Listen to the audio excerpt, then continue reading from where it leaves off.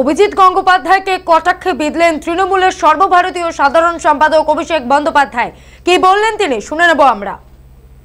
দেখুন, আমি বারে বারে বলেছি যে প্রথমে যখন এই বিষয় নিয়ে আমাকে প্রশ্ন করা হয়েছে যে গণতান্ত্রিক দেশে যে যেখান থেকে দাঁড়াতে চায়, নির্বাচনে প্রতিদ্বন্দ্বিতা করতে চায়, সে করতে পারে, তার সেই অধিকার আছে।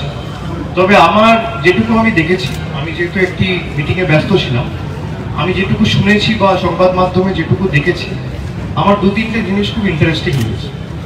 একটা হচ্ছে বিজেপির যারা নেতা তারা আমার নাম নেয় না, তারা ভাব বাচ্চে কথা বলে। আর প্রাক্তন বিচারপতি, আমি প্রাক্তন বলছি তার কারণ হচ্ছে উনি ইতিমধ্যেই ওনার রেজিগনেশন টেন্ডার করেছেন, আর প্রাক্তন বিচারপতিও ভাব বাচ্চে কথা বলেছে, আমার নাম নেয়নি। সুতরাং এই মিলটা খুব ইন্টারেস্টিং।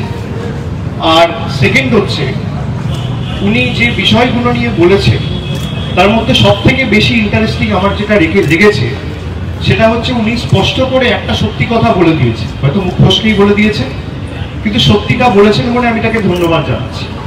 উনি বলেছেন যে I approach the BJP and BJP approach me. এটা খুব interesting, you have to read between the lines.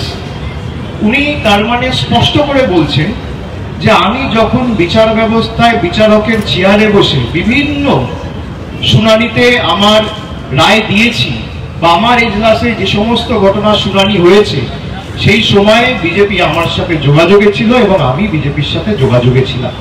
বাকিটা আমি সাধারণ মানুষের কাছে ছিল।